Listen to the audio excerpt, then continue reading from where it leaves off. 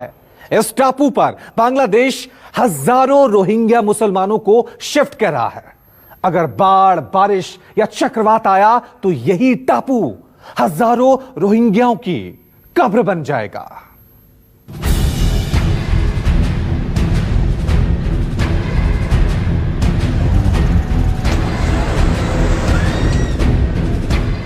रोहिंग्याओं की जिंदगी पर तैरते टापू का खतरा।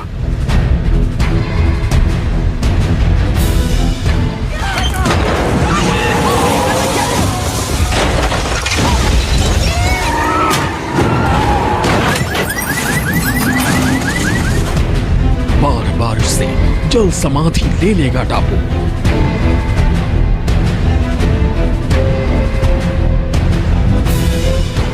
गाद वाले आइलैंड पर कैसे बचेगी जान?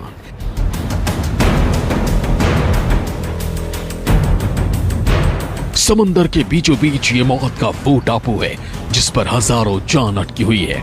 चक्रवात किसी भी वक्त हजारों लोगों को निगल सकता है। किसी भी वक्त हजारों जिंदगियां पानी में जल समाधि ले सकती हैं।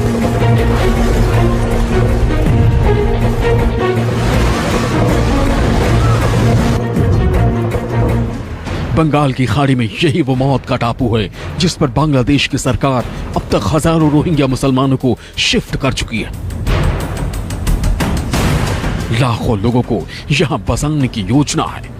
इनके लिए बाकायदा पूरी बस्ती बसाई गई है, लेकिन इन लोगों की जान से खेल रही बांग्लादेश सरकार के पास न इसके लिए कोई योजना है, न इन लोगों की सहमति। बांग्लादेश सरकार इन शरणार्थियों को भासन 4 नाम के टापू पर भेज रही है। हाल ही में 7 नावों में 1640 रोहिंग्या मुस्लिम इस टापू पर पहुंचे। 1642 रोहिंग्या लोगों का पहला जत्था 4 दिसंबर को भासन 4 पहुंचा था। इन लोगों को इस टापू पर पहुंचाने का काम बांग्लादेश की नेवी कर रही है। अब तक बांग्लादेश हजारों लोगों को इस मौत के टापू पर शिफ्ट कर चुकी है। ये वो रोहिंग्या मुसलमान हैं जो म्यांमार में हुई हिंसा से बचने के लिए बांग्लादेश पहुंचे थे। इन्हें उम्मीद थी कि बांग्लादेश सरकार इनकी जान बचाएगी और इनकी मदद करेगी, लेकिन बांग्लादेश सरकार के एक फैसले ने इनकी जान को आफत में डाल दिया है। दरअसल बांग्लादेश सरकार ने यह फैसला किया है कि इन शरणार्थियों को बंगाल की खाड़ी के उस टापू में भेज दिया जाएगा जो चक्रवात से कभी भी डूब सकता है। बांग्लादेश के कॉक्स बाजार में करीब 8 लाख से ज्यादा रोहिंग्या शरणार्थी मुश्किल हालात में अपनी जिंदगी काट रहे हैं। शरणार्थियों की बढ़ती संख्या के बाद बांग्लादेश की शेख हसीना सरकार ने इन शरणार्थियों को बंगाल की खाड़ी में बने भासन 4 नाम के टापू पर भेजने का फैसला किया।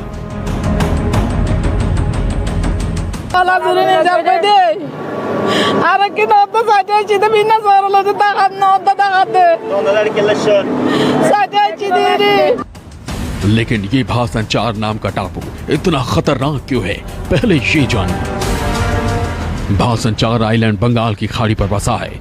यह आइलैंड हिमालय की गाद से बना हुआ है। इस आइलैंड को 20 साल पहले समुद्र में खोजा गया था। इस आइलैंड पर अक्सर बाढ़ आती है। मॉनसून के वक्त भासन 4 नाम का ये टापू पूरी तरह जलमग्न हो जाता है। बांग्लादेश ने भासन 4 नाम के इस टापू पर लाखों शरणार्थियों को तो भेज दिया, लेकिन बांग्लादेश ये भूल गया कि अगर बाढ़, बारिश या चक्रवात आया तो यहां पर इन लाखों लोगों का क्या होगा? ये गरीब शरणार्थी कहां जाएंगे? इनकी जान कैसे बचेगी? बांग्लादेश ने हाल ही में इस जानलेवा टापू पर 1640 रोहिंग्या मुसलमानों को 7 नावों में भरकर भेजा, लेकिन इनमें से ज्यादातर रोहिंग्या वो हैं जिन्हें उनकी मर्जी के बिना यहां पर रखा गया है। बांग्लादेश सरकार इस आइलैंड पर 1000 से ज्यादा बिल्डिंग बना रही है। कई लाख रोहिंग्या मुसलमानों को यहां ठहराने की योजना है। इसके लिए इस टापू पर घर बनाने का काम भी शुरू हो गया है, लेकिन शेख हसीना सरकार ये भूल गई कि इस आइलैंड पर बाढ़ और साइक्लोन का खतरा हमेशा मंडराता रहता है। अगर साइक्लोन या बाढ़ आई तो यहाँ लाखों रोहिंग्या मुसलमान कहां जाएंगे? दरअसल रोहिंग्या शरणार्थियों को मौत के इस टापू पर लाने की ये योजना साल 2017 से चल रही है। साल 2018 में शेख हसीना ने इस मुद्दे पर कहा था कि इन शरणार्थियों को सिर्फ कुछ दिन के लिए यहाँ शिफ्ट किया जा रहा है। ये जो एक तरीके का ये जो बांग्लादेश का रोहिंग्या रिफ्यूजीज को रीसेटल करने का प्लान है। इसमें कतई भागीदारी रोहिंग्या सेटलमेंट जो सीख कर रहे हैं उनकी नहीं है। इसमें कोई ध्यान नहीं रखा गया है इंटरनेशनल स्टैंडर्ड्स का ह्यूमन कंडीशंस को लेकर, और सभी जगह से जो हमें जानकारी प्राप्त हो रही है उसके हिसाब से हमें पता है कि उस आइलैंड की जो कंडीशंस हैं वो काफ़ी ख़तरनाक हैं, काफ़ी flood prone, tsunami prone area है वो। इस ऐसे हालात में अगर हम रोहिंग्या रेफ्यूजीज को वहां पे भेज रहे हैं तो ये एक बहुत ही गलत निर्णय है। लाखों लोगों की जान से खिलवाड़ कर रही बांग्लादेश सरकार हर काम बेहद गुप्त तरीके से कर रही है। इस टापू पर न कोई मानवाधिकार कार्यकर्ता जा सकता है, न ही कोई जर्नलिस्ट। हर काम इतना सीक्रेट रखा गया है कि लाखों लोग मारे भी गए तो किसी को कानो कान भनक तक नहीं लगेगी।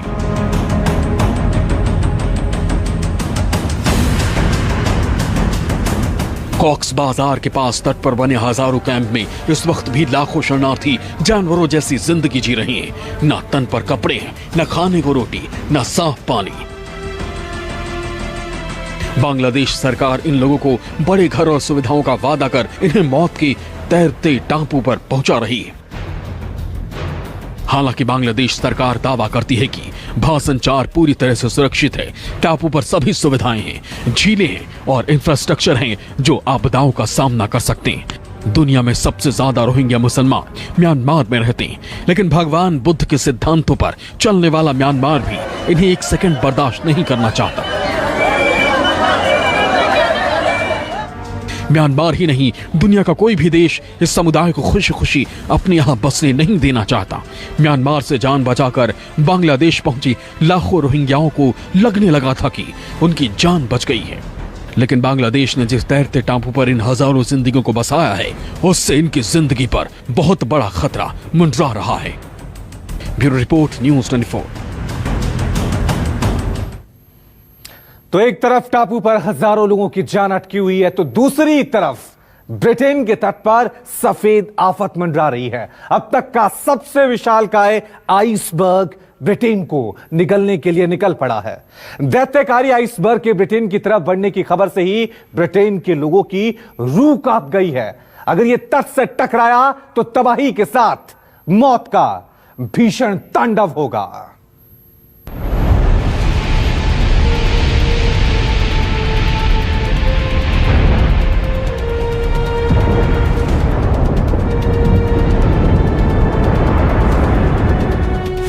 वो टकराया तो ब्रिटेन डूब जाएगा।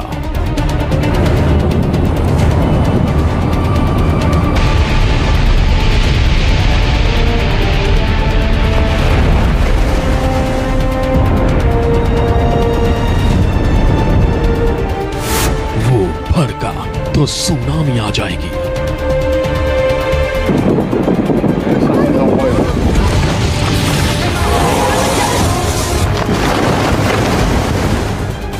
एक ट्रिलियन टन की आफत से सावधान।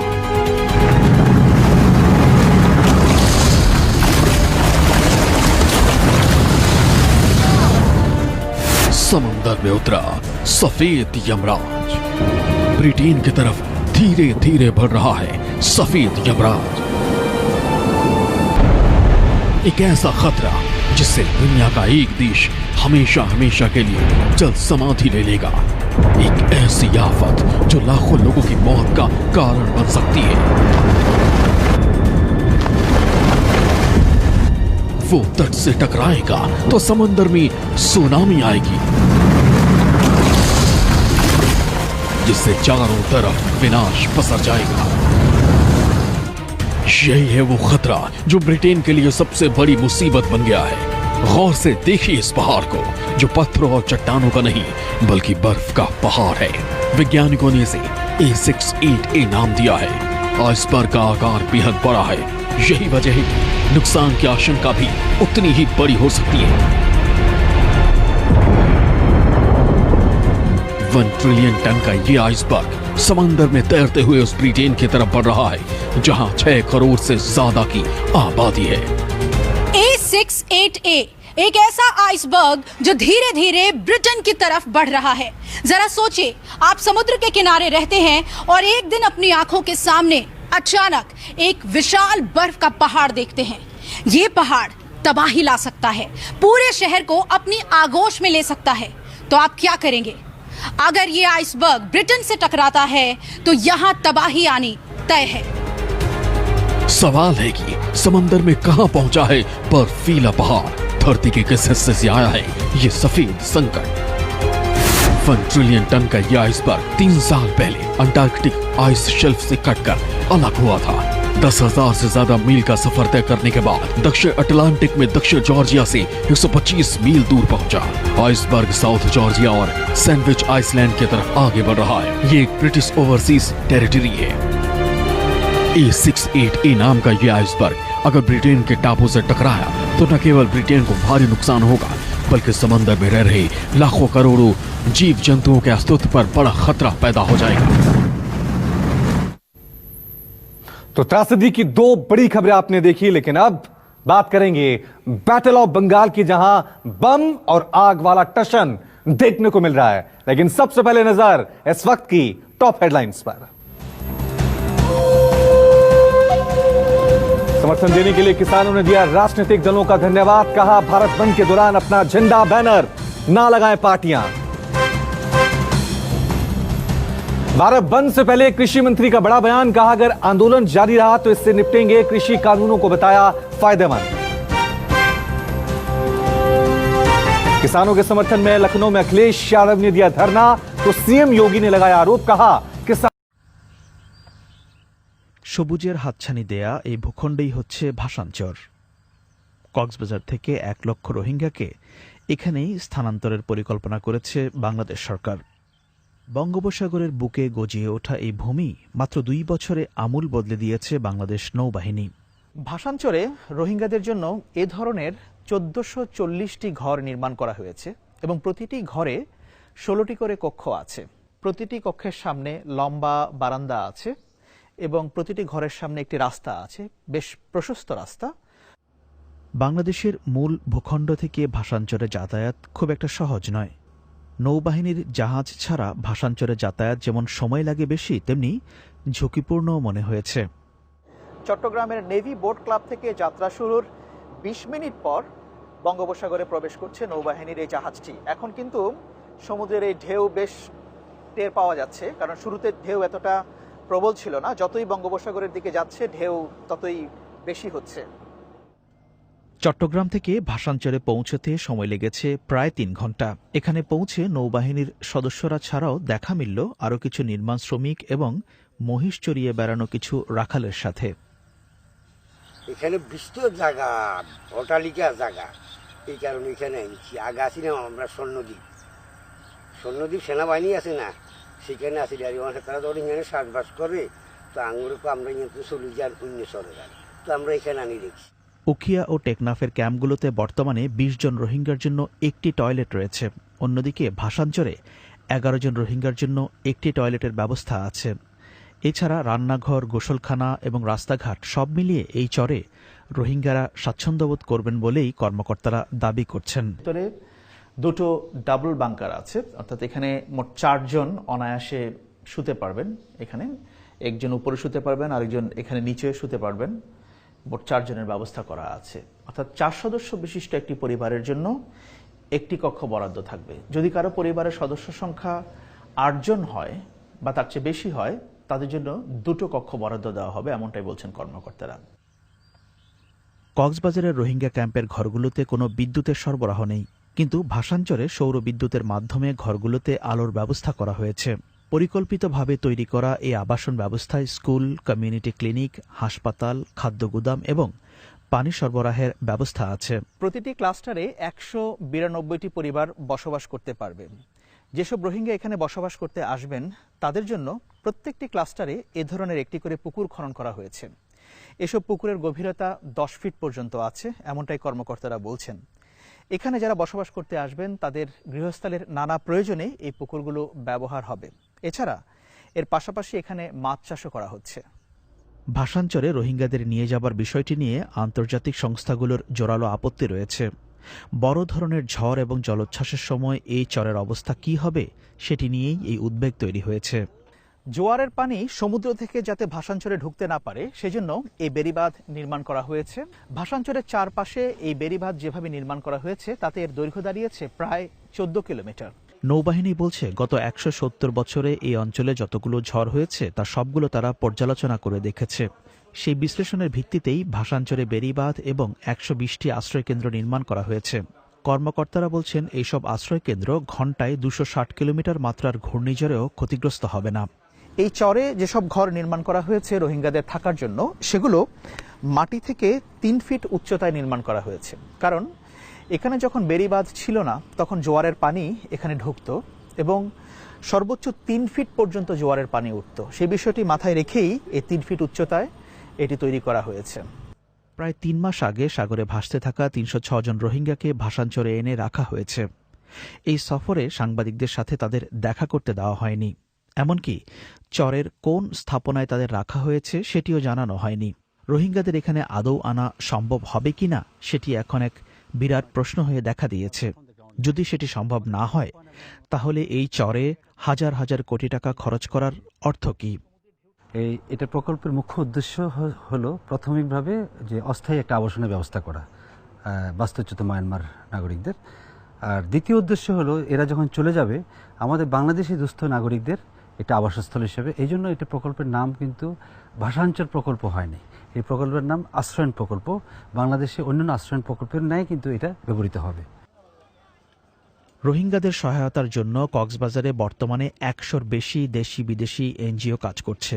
কিন্তু ভাসানচরে যে স্থাপনাগুলো নির্মাণ করা হয়েছে সেখানে শুধু জাতিসংঘ প্রতিনিধিদের জন্য একটি ও রেড ক্রস ও আন্তর্জাতিক এনজিওগুলোর জন্য একটি করে ভবন বরাদ্দ করা হয়েছে। আকবর হোসেন, বিবিসি বাংলা, ভাসানচর।